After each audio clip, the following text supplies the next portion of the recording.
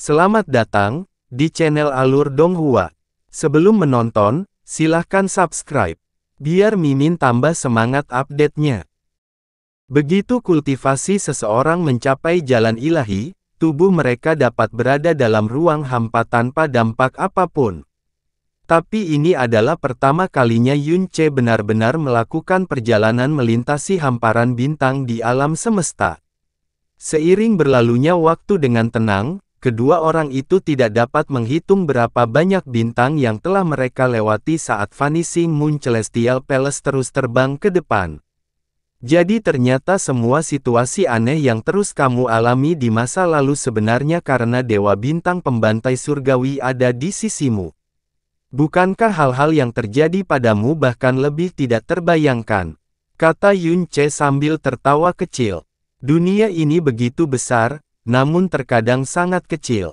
Ketika kita menikah bertahun-tahun yang lalu, kamu masih berada di alam mendalam dasar. Namun dalam 2 dekade singkat, Anda telah menjadi dewa nomor 1 di wilayah ilahi timur. Dia menatap Yun Ce sambil berbicara dengan suara yang tulus, mungkin, kamu benar-benar seperti yang mereka katakan, anak surga. Bukan itu masalahnya, kata Yun Ce dengan lambaian tangannya yang sangat gesit. Anak surga yang mana? 9 putaran petir kesengsaraan itu jelas-jelas berusaha mati-matian dan dengan panik untuk menyerangnya sampai mati. Namun pada akhirnya, ia tidak bisa berbuat apa-apa selain gemetar tak berdaya di bawah kekuatan dewa jahat saat ia menghilang tanpa daya.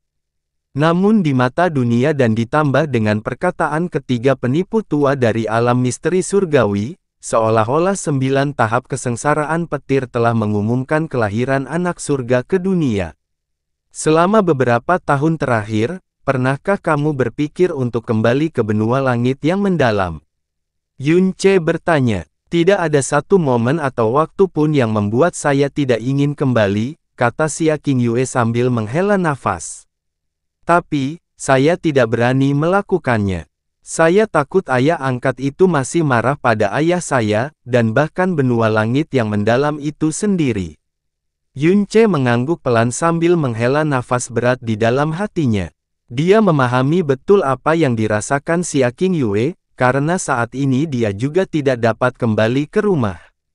Mereka bukanlah monster tua yang telah hidup selama puluhan ribu tahun, yang semakin tidak peduli pada hal-hal seperti perasaan dan emosi. Lalu bagaimana denganmu? Xia Qingyue bertanya. Aku seharusnya kembali dalam 2 tahun ke depan, tapi, Yun Ce menggelengkan kepalanya tak berdaya, aku membuat keributan yang terlalu besar, jadi mau bagaimana lagi? Saya akan memasuki mutiara surga abadi berikutnya, dan saya harus menunggu setidaknya 3 tahun sebelum saya dapat mencoba mencari kesempatan untuk kembali. Ketika mereka berdua pertama kali tiba di alam dewa, mereka tidak pernah berpikir bahwa dalam beberapa tahun singkat, mereka akan benar-benar mampu mencapai ketinggian di mana mereka mampu memindahkan awan di wilayah ilahi timur. Pada saat yang sama, hal ini juga membebani mereka dengan banyak beban dan kekhawatiran yang berat. Jika kita mempunyai kesempatan seperti itu, ayo kita kembali bersama, katanya lembut sambil melihat ke sisi wajah Xia Qingyue. Xia Qingyue terdiam untuk waktu yang lama sebelum akhirnya dia mengangguk ringan, baiklah. Apakah aku masih bisa kembali? Dia menutup matanya dan tidak dapat menemukan dirinya berada di dalam hati dan jiwanya sendiri. Pilihan hari ini telah melindungi harga diri Yun Ce namun juga menyebabkan dia meninggalkan ayah angkatnya yang kepadanya dia berhutang budi, segunung rasa syukur, dan ibu kandungnya sendiri. Hal itu juga menyebabkan dia menjadi pendosa besar di seluruh alam Dewa Bulan. Saya tidak lagi memiliki hak untuk hidup demi diri saya sendiri selama sisa hidup saya. Selama dia terdiam, Yun Ce selalu diam-diam menatapnya. Mereka meninggalkan kota bulan suci lebih dari 20 jam yang lalu, sehingga hati dan pikiran mereka sudah menjadi tenang beberapa waktu lalu. Namun, dari awal hingga akhir, dia bisa merasakan aura melankolis yang menyelimuti tubuh Xia Qingyue, dan aura ini bahkan tidak berkurang 1 derajat pun. King Yue, aku tahu, saat ini, satu-satunya hal yang mendominasi pikiranmu adalah bagaimana menebus dosa-dosamu setelah kamu kembali. Kata-kata Yun Ce membuyarkan pikiran Xia King Yue. Ia menyilangkan kedua tangannya di depan dada dan berkata dengan sikap tegas seorang suami, jangan selalu berpikir untuk menanggung semuanya sendirian. Anda tidak terlalu rela berkorban, Anda juga tidak perlu terlalu rela berkorban. Karena kamu masih menganggapku sebagai suamimu, bukankah menurutmu mengandalkanku itu wajar? Saya sudah mengatakan bahwa ini tidak ada apa-apanya. Apakah itu ada hubungannya denganku? Aku yang memutuskan. Yun Ce memotongnya sebelum senyum yang sangat santai dan percaya diri terlihat di bibirnya. Mungkin kamu khawatir Kaisar Dewa Bulan akan membunuhku dengan satu tamparan saat dia melihatku. Namun jangan lupa, saya masih dicap dengan label anak surga.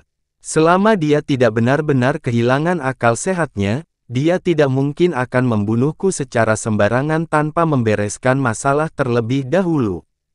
Terlebih lagi, aku punya rencana yang tidak hanya akan menenangkan amarahnya, tapi mungkin juga akan menenangkannya, berakhir dengan dia merasa berterima kasih kepadaku pada akhirnya. Jadi, kamu tidak perlu membawaku ke alam surga abadi terlebih dahulu. Sebaliknya, akulah yang akan menemanimu ke alam Dewa Bulan terlebih dahulu. Mata indah Xia King Yue berputar ke arahnya. Yun Ce tampaknya tidak berpura-pura terlihat percaya diri dan tenang sehingga dia bertanya, rencana apa? Rencana Yun Ce secara alami adalah menggunakan jalan agung Sang Buddha untuk mengisi kembali kekuatan hidup Yue Wugu. Namun, dia tidak bermaksud untuk mengatakannya, karena itu adalah sesuatu yang bahkan Kaisar Dewa Bulan tidak dapat mencapainya. Jadi mengapa seluruh dunia percaya bahwa dia bisa melakukannya hanya karena dia mengatakannya? Terlebih lagi, dia juga takut kalau kondisi Yue Wugu jauh lebih serius daripada yang dia perkirakan saat ini dan pada saat itu, hal itu malah akan menyebabkan Xia King Yue kehilangan sedikit harapan terakhir yang dia simpan di dalam hatinya. Tentu saja, dengan mengiriminya hadiah yang luar biasa, dia pasti akan sangat senang.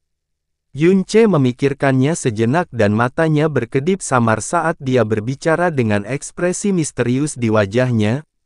Hadiah hebat ini agak unik, jadi aku hanya bisa memberitahumu jika kamu menutup matamu. Alis halus Xia Tiyue menyatu dengan lembut. Sepertinya dia benar-benar ingin mengetahui metode yang disebutkan Yun Ce. Jadi dia menuruti kata-katanya dan menutup matanya. Si cantik telah menutup matanya dan cahaya istana surgawi yang bersih dan terang menyinari tubuhnya, seolah-olah dia adalah lukisan Dewi cantik tiada taraf yang diterangi cahaya bulan, saat dia melayang turun ke bumi. Jubahnya seputih salju, namun pucat jika dibandingkan dengan kulit cantiknya yang berkilau seperti batu giok putih dan sehalus pemerah pipi. Dia hanya berdiri di sana dengan tenang, kecantikan dan keanggunannya yang menakjubkan menyerangnya secara langsung. Dia secantik peri dan bahkan kata-kata, melampaui semua pemahaman konvensional, hampir tidak mampu menggambarkannya. 12 tahun yang lalu, Xia King Yue sudah cukup cantik untuk menyebabkan kehancuran kota dan negara, dan kecantikannya saat ini telah melampaui dunia duniawi ini ke tingkat yang lebih besar. Bahkan Yun Ce pernah mengalami kejadian di mana dia tidak percaya bahwa orang ini sebenarnya adalah istrinya. Sial baginya, dia tidak pernah menyentuhnya sekalipun selama 12 tahun terakhir. Dia mengambil beberapa langkah ke depan sebelum tiba di depan Xia King Yue yang benar-benar tidak berdaya dan melingkarkan lengannya di pinggangnya. Dia tidak menunggu reaksi Xia King Yue, dan menanamkan ciuman berat di bibirnya. Saat keempat bibir itu bersentuhan satu sama lain, Yun Ce merasa seolah-olah bibir yang diciumnya seperti salep giok anggrek. Rasanya hangat, lembut, dan halus, tetapi juga diwarnai dengan rasa dingin yang manis dan lembab. Mata indah Xia King Yue melebar menjadi lingkaran, seluruh tubuhnya tiba-tiba menjadi kaku, dan dia tanpa sadar akan mengeluarkan suara tetapi saat gigi mutiaranya terbuka, Yunce mengambil kesempatan untuk mendorong lidahnya ke dalam. Lidahnya menyentuh lidah harum wanita itu yang menggeliat tak berdaya saat dia merampas seteguk rasanya. Xia Qingyue merintih kaget saat tubuhnya yang halus sekali lagi menjadi kaku, seolah-olah ada arus listrik yang mengalir ke seluruh tubuhnya. Pikirannya menjadi kosong selama beberapa saat sebelum akhirnya dia berpikir untuk menolak. Tapi perlawanan yang dia lakukan saat hati dan pikirannya berada dalam kekacauan total bukanlah untuk mendorong Yunce menjauh dengan sekuat tenaga. Itu adalah dengan panik menggunakan lidah merah mudanya untuk mendorong lidah Yunce dalam upaya untuk memaksanya kembali ke bibirnya sendiri. Lidah kecilnya halus dan lembut, jadi alih-alih mengatakan bahwa dia menolak, tindakannya, pada kenyataannya, sepertinya dengan malu-malu menghasutnya. Tubuh lembut dan halus di lengannya telah benar-benar lemas, dan melengkung dengan sangat menawan. Tangan Yunce melingkari pinggangnya dan meskipun kulit mereka dipisahkan oleh lapisan kain, masih terasa seolah dia sedang membelai batu giok hangat yang paling sempurna di dunia fana ini. Saat Xia Tiyue terus melawan, lidah mereka terus saling bertautan tanpa henti. Air liur harum yang mengalir dari mulutnya ke mulutnya menyebabkan dia terus mengencangkan cengkeramannya di pinggangnya saat dia semakin lapar untuk melanggar setiap sudut mulutnya yang terbuka. Akhirnya, setelah desahan cemas dari Xia Qingyue, gigi mutiaranya dengan keras menggigit lidah Yunce. Ahaha! Yunce menjerit tertahan dan dia akhirnya menarik lidahnya. Setelah itu, dia didorong mundur beberapa langkah oleh dorongan lemah dan tak berdaya dari Xia Qingyue. Dia menutup mulutnya dan menarik napas sebelum berkata dengan mata terbelalak, "Xia Qingyue, apakah kamu sejenis anjing?" "Kamu?" Wajah Xia Qingyue memerah saat dia terus terengah-engah, bahkan rambutnya berantakan. Ada bekas darah segar di dalam mulutnya dan terlihat jelas bahwa lidah Yunce telah digigit begitu keras hingga kulitnya patah. Terlebih lagi, sedikit darah ini menyebabkan kondisi mentalnya yang sudah kacau menjadi semakin tidak berdaya saat dia menelannya dengan linglung. Dia tidak pernah mengira Yunce punya nyali sebesar itu. Dia tidak terlalu berharap bahwa dia akan tiba-tiba. Dibandingkan dengan aura Xia Tiyue yang tidak teratur, Yunce akhirnya menarik napas dengan keras, namun wajahnya tidak merah dan jantungnya tidak berdebar kencang di dadanya. Sebaliknya, dia berkata dengan sikap yang sangat patuh, "Jadi, apakah kamu tiba-tiba merasa lebih baik?" Dia jelas-jelas baru saja menyerangnya secara tiba-tiba, namun dia bertindak seolah-olah dia membantunya menghilangkan beberapa kesengsaraannya. Dengan marah, Xia Qingyue langsung berbalik, tidak ingin Yunce melihat ekspresi tak berdayanya. Namun, kekhawatiran di hatinya entah bagaimana menjadi jauh lebih ringan. Tidak mungkin dia benar-benar marah, kan? Yunce diam-diam menyeringai kecil sambil melolong dalam hatinya, 12 tahun, 12 tahun. Saya akhirnya menciumnya untuk pertama kalinya, jadi tentu saja saya harus menciumnya lebih ganas. Ini mungkin bisa dianggap sebagai langkah maju yang besar, bukan? Xia Qingyue tetap diam, jika Yunce berdiri di depannya, dia akan melihat dadanya masih naik turun dengan keras. Kami sudah menjadi suami istri selama 12 tahun, tapi hanya sebatas nama saja. Jadi kamu tidak bisa, benar-benar marah hanya karena ini, kan? Suara Yunce menjadi lebih lembut dan mulai terdengar sedikit pasrah dan bahkan sedih. Dada Xia Tiyue naik dan turun lagi. Ekspresinya akhirnya mulai rileks, namun mulut dan bibirnya masih dipenuhi sensasi sentuhan dan rasa Yunce. Itu tidak akan hilang, apapun yang terjadi. Setelah mendengar kata-kata Yunce, dia merasakan rasa bersalah muncul di hatinya dan dia berkata dengan suara lembut, "Maaf, aku masih belum terbiasa." "Tidak ada masalah, perlahan-lahan kamu bisa terbiasa." Yunce dengan cepat menjawab. Tapi setelah itu, sepertinya dia menyadari kata-kata itu tidak pantas sehingga suaranya dengan patuh menjadi lebih lembut lagi. Maksudku adalah, setelah kejadian ini, jika kamu tidak bersedia, aku pasti tidak akan melakukannya lagi. Tapi, bolehkah aku memelukmu sebentar saja? Setelah mendengar permintaan Yun Che yang hati-hati dan agak menyedihkan, Xia Qingyue tidak bisa marah padanya. Sebaliknya, hatinya dipenuhi rasa bersalah terhadapnya. Ya, bagaimanapun juga, dia adalah istrinya. Dia memberikan jawaban yang sangat lembut tapi dia tidak berbalik. Yun Che bergerak maju dan tiba di punggungnya, lengannya melingkari pinggangnya dalam pelukan lembut. Saat lengannya hendak melipat di sekelilingnya, sudut mulutnya melengkung ke atas.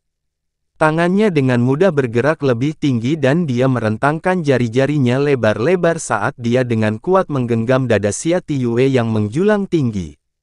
Segera, tangannya tenggelam ke dalam dua bantal yang sangat lembut dan penuh.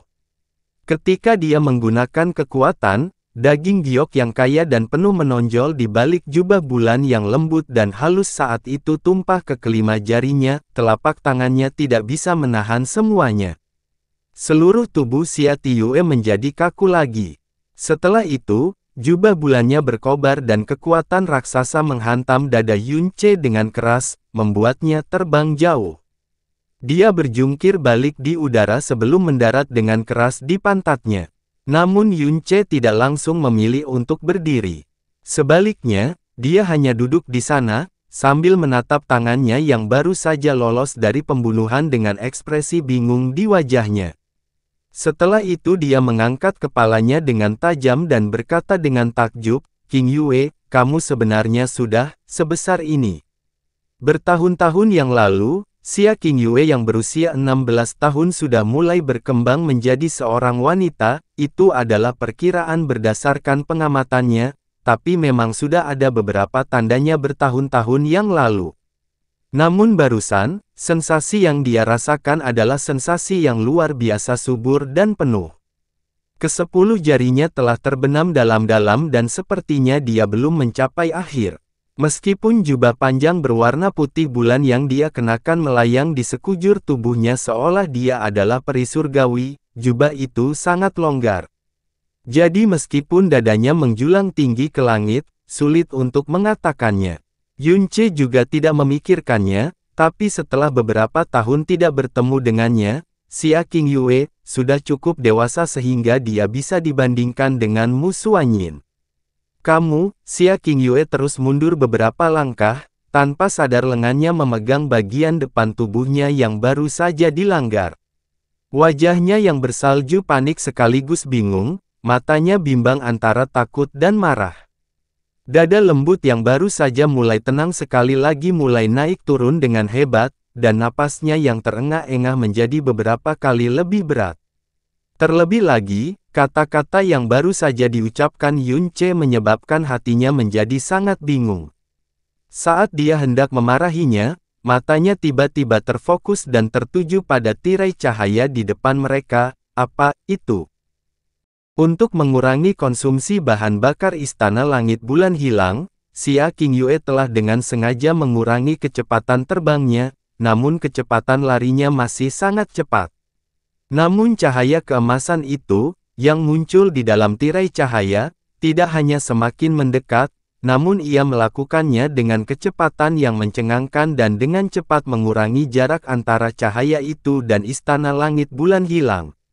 Cahaya yang sangat besar bersinar di tangan Xia Qingyue ketika proyeksi yang ditampilkan pada tirai cahaya segera memperbesar cahaya keemasan, dan sosok manusia yang buram muncul di sana. Pada saat inilah Yun Che juga melangkah maju, sosok yang ditampilkan di tirai cahaya semakin jelas. Lambat laun, ia bisa melihat sosok wanita berjubah emas mewah, wajahnya jelas tertutup topeng emas berbentuk sayap. Jubah emas itu, lekuk tubuh yang sangat indah dari sosok subur itu, dan topeng emas yang menutupi lebih dari separuh wajahnya. Alis Yun Che melonjak tajam, kianya yinger. "Maksudmu itu adalah Dewi Brahma Monarch?" Xia Qingyue berkata dengan alis yang sedikit berkerut, mengapa dia ada di tempat ini? Tidak ada seorang pun di alam dewa yang belum pernah mendengar nama Dewi Brahma Monarch. Tapi mereka sudah meninggalkan wilayah ilahi timur, jadi mengapa dia muncul di sini? Apakah ini suatu kebetulan? Itu tidak benar, ada dua orang. Yunce tiba-tiba berkata. Saat mereka semakin dekat dan sosok mereka semakin jelas, saat itulah Yunce memperhatikan ada sosok berwarna abu-abu mengikuti di belakang Qianye Yinger. Mengenakan jubah abu-abu, dia sangat kurus dan tampak lemah. Sepertinya keberadaannya menyatu dengan ruang di sekitarnya, dan kehadirannya sangat lemah dan tipis. Dia begitu mudah untuk dilewatkan sehingga Yunce dan Xia Qingyue bahkan tidak menyadari keberadaannya sampai sekarang. Peringatan yang sengaja dikirimkan Sui Qianhang kepadanya melalui transmisi suara terlintas di benaknya saat ini. Ekspresi Yunce berubah secara dramatis saat dia dengan cemas berteriak, dia bergegas menuju kita, kita harus bergerak lebih cepat. Mata Xia Qingyue terfokus dan dia segera memberi isyarat dengan tangannya, menyebabkan kecepatan istana langit bulan hilang meningkat tajam, namun dalam waktu yang hampir bersamaan, tetua berjubah abu-abu itu mengulurkan lengannya dan membuat gerakan mendorong dengan santai. Sebuah ledakan mengerikan tiba-tiba muncul di ruang hampa yang luas dan kosong dan tornado mulai menyatu setelah itu. Itu seperti badai kosmik legendaris yang menyebabkan ribuan kilometer ruang angkasa bergetar hebat. Dalam sepersekian detik, Vanishing Moon Celestial Palace telah menjadi daun kering yang terombang-ambing di tengah badai. Ruang internal di dalam kapal perang yang dalam itu berguncang lebih keras dan aliran udara di dalam ruang itu menjadi kacau balau. Apa yang tampak seperti ratapan-ratapan yang memekakkan telinga terdengar dari keempat penjuru dunia. Butuh lebih dari 10 napas kemudian sebelum Vanishing Moon Celestial Palace akhirnya mendapatkan kembali keseimbangannya dan mulai bergerak maju lagi dengan kecepatan tercepat yang bisa dikerahkannya. Yunce tersentak saat dia melihat tirai tipis di belakang mereka, dan pemandangan yang sangat menakutkan muncul di depan matanya. Ini adalah badai terbesar dan paling mengerikan yang pernah dilihatnya sepanjang hidupnya. Di dalam badai, lapisan demi lapisan ruang terfragmentasi menjadi potongan-potongan kecil ketika lubang hitam yang tak terhitung jumlahnya terbentuk di celah ruang tersebut. Ada juga bintang kecil di dekatnya yang terpaksa keluar dari orbitnya karena badai. Untuk dapat menggerakkan bintang-bintang itu sendiri dengan lambaian tangannya, adegan yang hanya digambarkan dalam mitos dan legenda terjadi di depan mata Yunce dan Xia Qingyue, membuat mereka sangat terkejut sehingga mereka merasa tidak ada yang bisa mengejutkan mereka setelah menyaksikannya. Jika bukan karena fakta bahwa Xia Qingyue telah meningkatkan kecepatan Vanishing Moon Celestial Palace hingga maksimum sesaat sebelum dia melakukan gerakannya, kemungkinan besar Vanishing Moon Celestial Palace akan terkena badai. Hasil dari hal itu tidak terpikirkan. Meskipun mereka menerima kejutan yang sangat besar, pada akhirnya, mereka lebih takut daripada bahaya yang sebenarnya. Juga tidak ada tanda-tanda bahwa Vanishing Moon Celestial Palace mengalami kerusakan apapun. Tapi jika ini bukan Vanishing Moon Celestial Palace dan itu adalah kapal perang besar lainnya, bahkan jika itu adalah Divine Martial Heavenly Palace milik alam bela diri ilahi, itu akan tetap menjadi sebuah kapal perang, juga akan hancur berkeping-keping. Yunce mengertakkan giginya saat dia merasakan udara dingin memancar dari tubuhnya, orang macam apa lelaki tua ini. Bahkan kekuatan seorang kaisar dewa pun tidak sekuat itu, kan? Jika kata-kata yang dia ucapkan sebelumnya hanyalah dugaan, maka saat ini, dugaan itu telah sepenuhnya berubah menjadi kenyataan yang sangat dingin. Qianye Yinger memang mendatangi mereka. Apa yang ingin mereka lakukan? Alis Xia Qingyue menyatu erat, dia sekarang terlalu sibuk untuk memikirkan fakta bahwa Yunce baru saja melanggarnya beberapa saat yang lalu. Mereka datang untukku, Yunce berkata dengan gigi terkatup. Tapi kali ini dia salah, Qianye Yinger tidak datang untuknya sendirian, dia datang untuk mereka berdua. Mengapa? Tentu saja, itu untuk merebutku kembali menjadi suaminya. Fakta bahwa dia mencoba menjadi perantara pernikahan antara dia dan diriku adalah sesuatu yang sudah diketahui oleh seluruh alam dewa. Itu pasti karena rasa malunya karena ditolak olehku kini berubah menjadi kemarahan, jadi dia ingin memaksakan dirinya padaku. HSS. Xia Qingyue sedang tidak ingin bercanda saat ini. Setelah dia meningkatkan kecepatan Vanishing Moon Celestial Palace hingga batas maksimumnya, sosok emas dan abu-abu yang digambarkan dalam tirai cahaya akhirnya tidak mendekat, namun juga tidak semakin menjauh. Keseimbangan yang aneh terbentuk antara kecepatan kedua pihak. Adegan ini menyebabkan hati Yun Ce dan Xia Qingyue berdebar kencang. Ketika Istana Langit Bulan Hilang telah bergerak dengan kecepatan maksimumnya, bahkan Dewa Bulan Emas Yue Wuji, yang kecepatannya di dalam ranah Dewa Bulan hanya kalah dengan Kaisar Dewa Bulan sendiri, perlahan-lahan terguncang. Namun mereka tidak dapat melepaskan diri dari dua orang di belakang mereka meskipun bergerak dengan kecepatan yang sama. Kekuatan mereka sebenarnya melebihi kekuatan Dewa Bulan. Gelar Qianye Yinger sebagai Dewi adalah sesuatu yang sudah kudengar berkali-kali hanya dalam tahun pertamaku di alam dewa, kata Xia Qingyue. Tetapi untuk berpikir bahwa budidayanya sudah begitu tinggi hingga mencapai tingkat ini. Sebagai penguasa baru dari Vanishing Moon Celestial Palace, dia jauh lebih jelas daripada Yun Ce tentang betapa menakutkannya gagasan untuk bisa mengejar Vanishing Moon Celestial Palace. Di seluruh wilayah ilahi timur, pastinya tidak lebih dari 10 orang yang bisa melakukannya. Tapi mereka telah bertemu satu dari 10 orang itu. Faktanya, mereka telah bertemu 2 dari 10 orang dalam satu kejadian ini. Saya mendengar guru saya memberi tahu saya sebelumnya bahwa kemungkinan besar kultivasi Qianye Yinger mendekati ayahnya. Pada saat itu, saya berpikir bahwa ini hanya rumor, tetapi siapa sangka itu benar, benarkah? Kata Yun Ce sambil menatap lekat-lekat pada tirai cahaya, seluruh tubuhnya menegang seperti pegas melingkar. Lalu siapa orang abu-abu itu? Aku tidak tahu, tapi jika dia mengikuti di belakang Qianye Yinger, maka dia pasti seseorang dari alam dewa kerajaan Brahma. Sebagai kepala dari 4 kerajaan di wilayah ilahi timur, alam dewa kerajaan Brahma benar-benar keberadaan yang sangat menakutkan. Waktu mengalir seiring jarak yang semakin menjauh. Di bawah kecepatan maksimum Istana Dewa Surgawi Bulan Hilang, ruang internal masih sangat tenang dan stabil, namun hati Yun Ce dan Xia Qingyue masih tegang, mereka tidak dapat rileks bahkan untuk sesaat pun. Dua sosok di belakang mereka masih ada dan mereka mengikuti mereka seperti bayangan mereka. Apakah benar-benar tidak ada cara untuk bergerak sedikit lebih cepat? Yun Ce bertanya lagi. Jika mereka bisa melaju lebih cepat sedikit saja, mereka akan bisa perlahan-lahan meninggalkan Qianye Yinger dalam debu.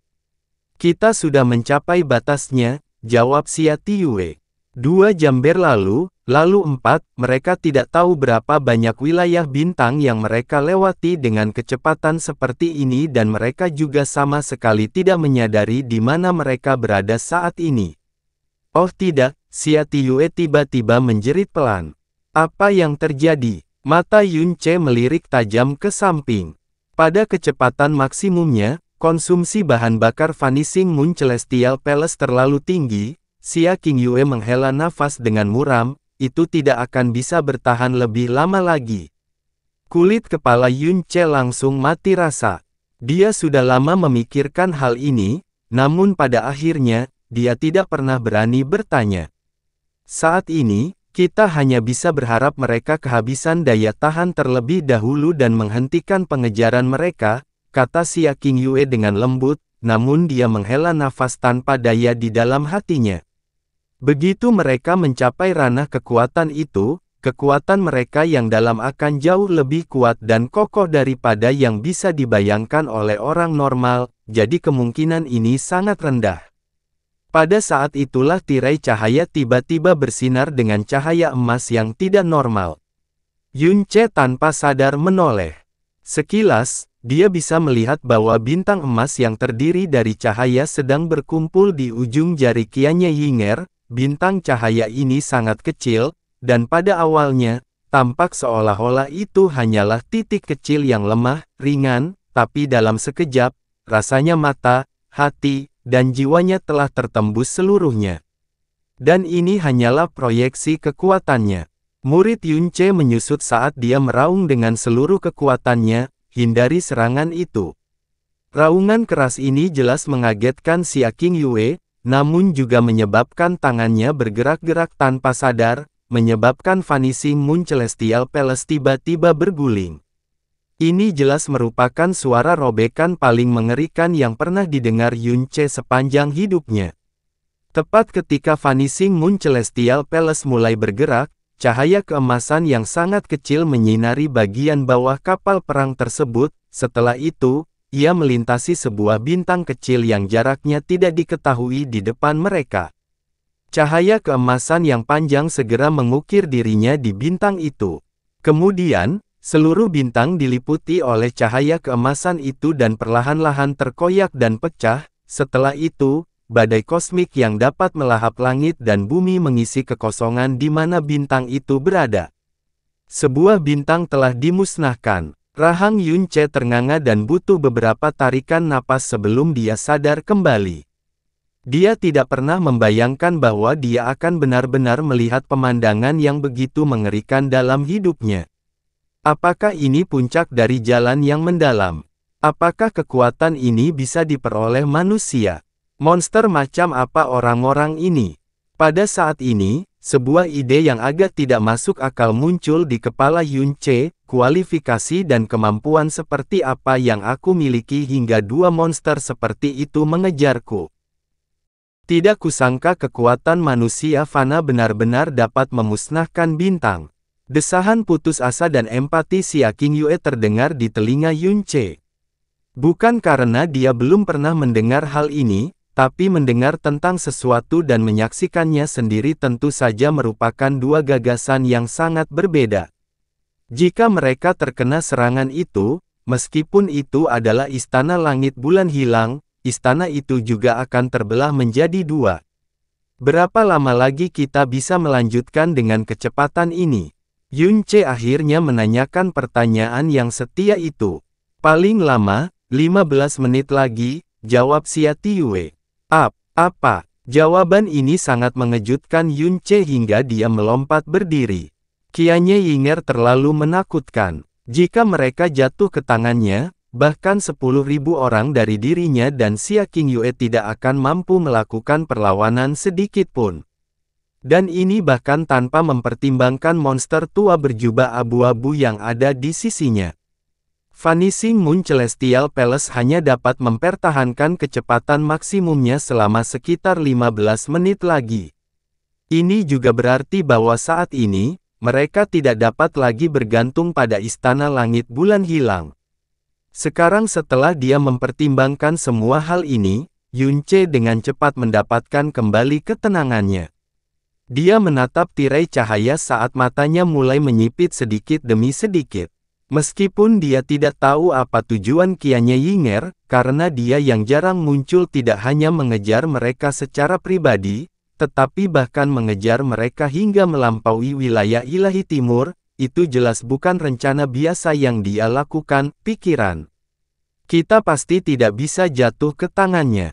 Sepertinya satu-satunya pilihan yang dia punya sekarang adalah menggunakan batu ilusi kekosongan untuk melarikan diri bersama Xia Qingyue. Kemana batu itu akan mengirim mereka, itu semua tergantung pada nasib pada saat itu. Bagaimanapun, itu jauh lebih baik daripada mendarat di tangan monster yang motifnya tidak jelas. Dia memandang ke arah Xia Qingyue, hanya untuk menemukan bahwa alisnya yang berbentuk bulan sabit telah menyatu erat dan tatapannya menjadi dingin dan fokus.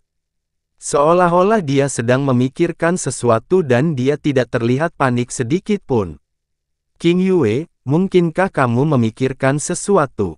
Yun Che bertanya. Kita harus segera menuju ke tempat itu, tiba-tiba Xia Qingyue berkata. Tempat itu, Yunce sempat bingung dengan kata-kata itu. Tapi saat ini, dia tiba-tiba menyadari ada bayangan putih muncul di tirai cahaya di depan mereka. Saat Vanishing Moon Celestial Palace mendekat, Yunce perlahan bisa melihat bahwa itu adalah pusaran putih, pusaran spasial. Tidak ada bintang yang terlihat di wilayah angkasa yang luas ini, dan mereka juga tidak dapat melihat apapun. Satu-satunya hal yang bisa mereka lihat adalah kehadiran pusaran spasial putih yang sunyi yang tergantung di antah berantah. Saat melihatnya, Yunce tiba-tiba dikejutkan oleh perasaan aneh yang muncul entah dari mana. Itu adalah pusat sebenarnya dari seluruh alam semesta ini, inti dari segala sesuatu yang ada. Apa itu? Yunce bertanya. Alam, dewa, awal, multak. Xia Tiyue perlahan berkata. Alis Yunce bergetar hebat saat mendengar itu. Itulah alam dewa awal mutlak yang legendaris. Kata-kata God Realm of Absolute Beginning adalah kata-kata yang sudah terlalu sering didengar Yunce. Itu adalah pusat dari 4 wilayah dewa dan juga merupakan inti dari dimensi kekacauan primal. Itu adalah dunia rahasia kuno yang paling kuno dan paling besar di dunia ini. Ada juga rumor yang mengatakan bahwa itu adalah alam rahasia tempat tinggal dewa leluhur sendiri pada awal dimensi kekacauan primal. Di dalam God Realm of Absolute Beginning, tersimpan harta primordial yang tak terhitung jumlahnya. Tetesan air ilahi dari awal mutlak yang digunakan pada Yunce juga berasal dari tempat ini, namun ada juga banyak warisan yang ditinggalkan oleh dewa sejati yang belum ditemukan. Namun, di saat yang sama, peluang tersebut juga disertai dengan bahaya yang ekstrim. Alam dewa awal mutlak sedang berenang dengan binatang purba yang aneh dan ganas yang tidak ada di dunia luar. Semakin hebat suatu harta karun, semakin besar kemungkinannya untuk memancarkan aura spiritual yang akan menarik binatang buas yang kuat untuk mencoba memilikinya. Oleh karena itu, jika seseorang ingin mengambil harta karun yang ditemukan di God Realm of Absolute Beginning, bahkan jika mereka sekuat penguasa ilahi atau guru ilahi, seseorang perlu menguatkan diri untuk menghadapi kemungkinan kematian. Alam dewa permulaan absolut bukanlah milik wilayah dewa manapun, apalagi alam bintang manapun. Siapapun bisa memasukinya dan tidak ada undang-undang yang membatasi. Meskipun tempat ini telah menyebabkan banyak pembangkit tenaga listrik meneteskan air liur ketika mereka menatap ke arahnya, pada saat yang sama hal itu juga menyebabkan mereka tersentak mundur pada saat berikutnya. Sedangkan bagi generasi muda praktisi mendalam, God Realm of Absolute Beginning adalah tempat terlarang yang sama sekali tidak boleh mereka dekati. Kalau tidak, tidak ada bedanya dengan bunuh diri. Namun saat ini, itulah satu-satunya pilihan yang mereka punya. Kita akan masuk. Tatapan Xia Tiyue dingin dan tegas. Lintasan istana langit bulan hilang sedikit berubah dan terbang langsung menuju pusaran putih yang berputar di pusat alam semesta.